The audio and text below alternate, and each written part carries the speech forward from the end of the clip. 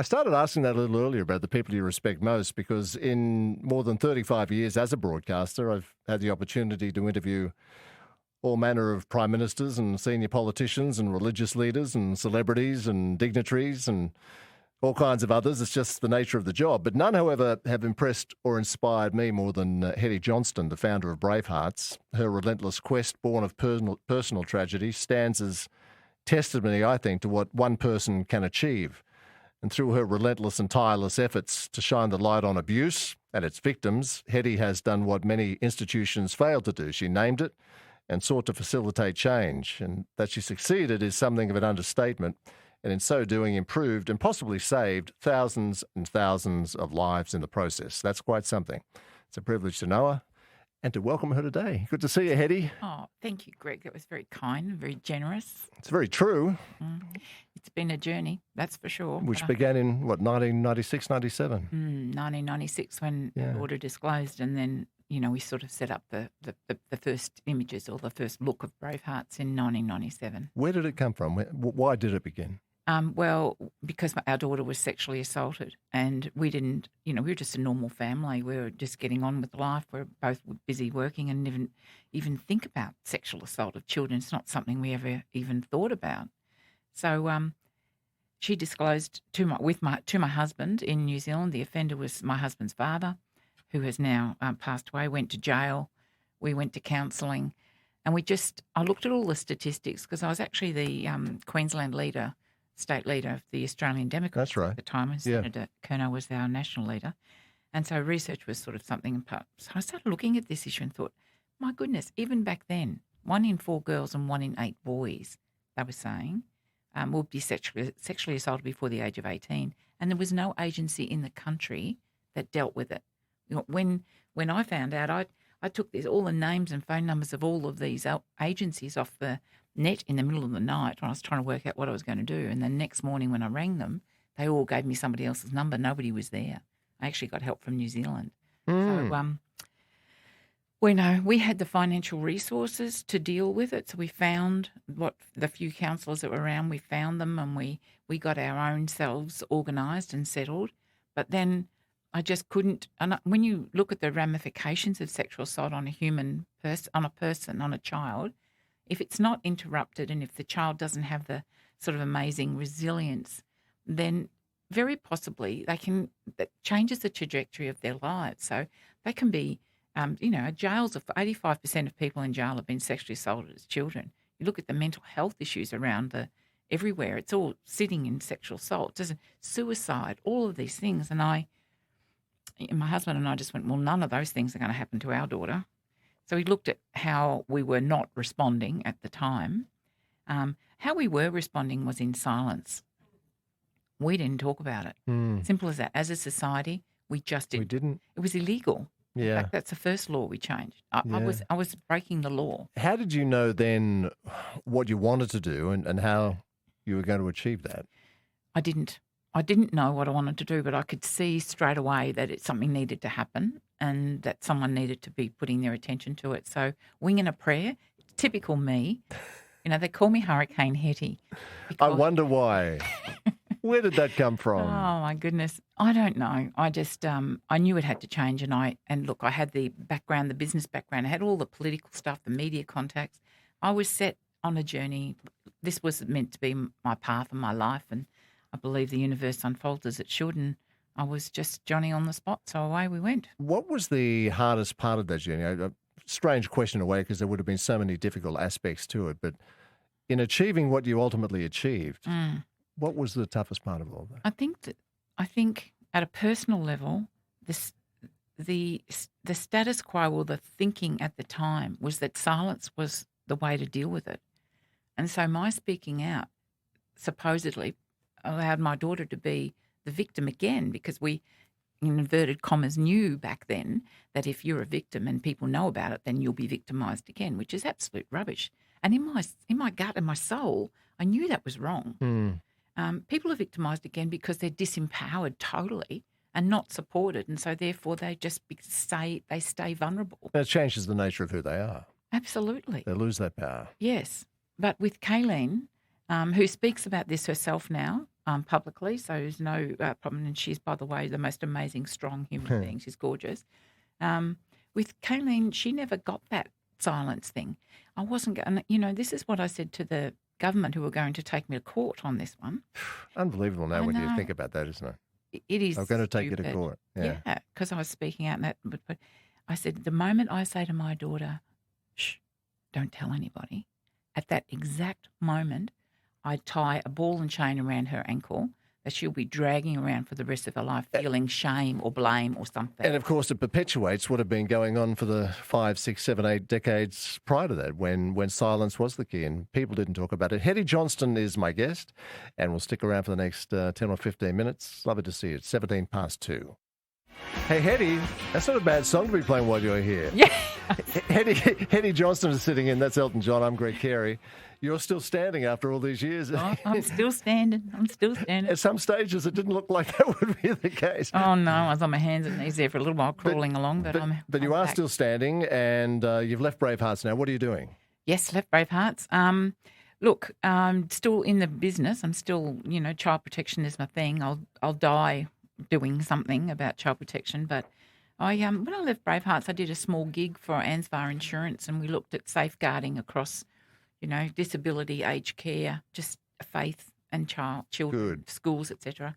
And just spurred a new business for me. So I'm safeguarding people Australia. So that's what I do now. And were you like that as a child? Was safeguarding others, caring for others, protecting others? Yeah, always been that way. Yeah, I do care about other people. Yeah, I do. I can't help it. Noticed. John Bluey O'Gorman just texted me, Greg, Hetty should be a great example to anybody aspiring to achieve hero status, and he's a bloke who knows a little bit about that. Thank you, darling. Together with recently retired Detective Inspector John Rouse, they have collectively saved more children and young people than could possibly be calculated. It's very true, not only from the pain they've experienced, but lives, because we understand how many lives are lost in all of this. Oh, absolutely. And thank you for mentioning John Rouse, because if there is a person, I mean, there's so many people I admire, but he's certainly one of them. Incredible. Yeah, look, we know that. There's, I hear it like every day when I go out still, even though I haven't been in the media for the last few years. People always stop me and say, where were you when I was a kid? Or, you gave me advice 10 years ago and it saved our daughter, or whatever happening, Yeah. So it's a good feeling. I like that. I like that it helps. And it's not been without controversy, and you've showed extraordinary strength to take on prime ministers, the churches. You really led to the resignation of Peter Hollingworth as our Governor-General. Absolutely, yeah. No, absolutely. We're watching the news and just thought, that's it. We've got to call for his resignation. He can't represent me as Governor-General after everything he had not done to protect children. Yeah. Given what would happen. So, I called publicly. In fact, I put a press release out and everyone ignored it the first time. They must have thought I was just barking mad. But we pursued it, and finally it did get a run in the Courier Mail, and then it just blew up after that and everyone started coming forward. But you are totally, when you do this, because I don't care about anything else except children. That's it. That's what I'm doing it for. And people should be reminded of what he had to stand down for. It was not doing enough when he knew about moving priests around and failing to protect. Like the Catholic Church was doing as well. Everyone was doing it. They were all doing and they still are, sadly. I don't know about the churches. I'm not saying any church, but it's still happening, which is why I'm doing the safeguarding work now. Hetty at hettyjohnson.com.au.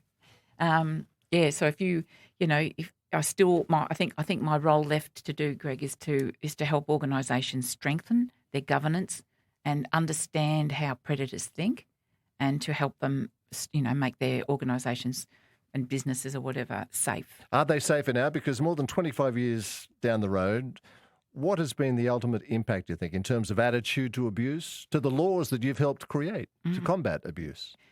Well, I think it's in the public conscience now. We didn't have that before. I mean, no one ever thought about it. No one ever talked about it. Laws have been changed, Amber Alerts, Dangerous Prisoners, Sexual Offenders Act, the rights for children to speak.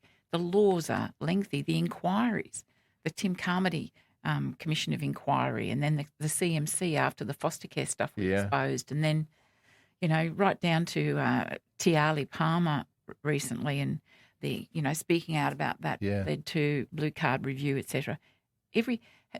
I think we're more conscious of it now. I think the laws are stronger around it. And I think importantly that politicians everywhere understand that this is an issue that people do care about. Sadly, though, they don't vote on this issue, which is the step still left to attain. How hard was it? Difficult, complex, whatever. When you were dealing with senior politicians and you dealt closely with premiers and prime ministers with all of this, is that and you were in the political world, as you say, in the Democrats at one point. How difficult is it to take these ideas and your passion and negotiate through that whole political minefield? Really difficult.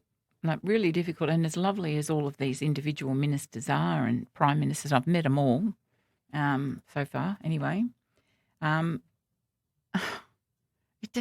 It's really hard to engage them in something that's different and something that's expensive but will make a difference. So frustrating is what I can say about that. I've got a mental picture of my head banging on the desk. Yeah. This is just there is so much that we could be doing to make kids safer today that we're not doing, and that's the frustration for me, and that's why I'll just keep going. What would that be, Hetty? What's the next step? Well, if we look at domestic violence and we look at just what's happening with these murders and all this youth crime, et cetera, and if you correlate that back to, who are these people committing these crimes and why are they committing the crimes? We know that 85% of prisoners have been sexually assaulted. So childhood trauma sits at the majority. I don't have the numbers, but I'll put my hat on it. The childhood trauma sits at the bottom of it. So what are we doing with children? How does the foster care system actually protect children? It doesn't, right? It does some, but it places children. Children, sadly, are born to some parents who can't.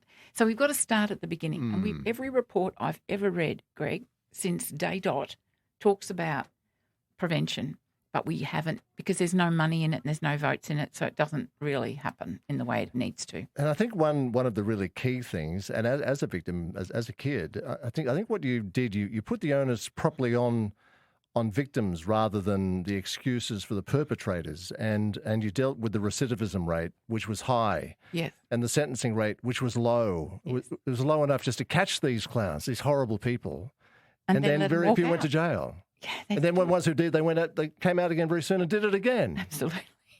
Yes, shifting the responsibility of that back to the courts and the government and away from victims and survivors, because the blame was left with the kids and the adults, who had been harmed as children, and it doesn't belong there. It's not.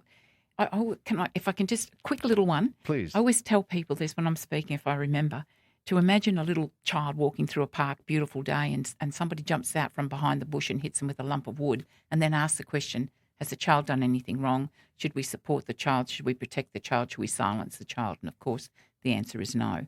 And then say, right, same child, same path, same bush, only the child is sexually assaulted in some way. Doesn't matter what way. Is the child done anything wrong? Should we support the child? Blah, blah, blah. Should we silence the child? And the answer is no. They're just a victim of crime. These children, my daughter, you, and the tens of thousands of survivors out there, millions actually, are... Millions? Yes. Well... Millions. They're now saying 1 in 3 girls before age 15. Because the internet is the next onslaught of sexual assault opportunities for predators. Huge. The silence is broken.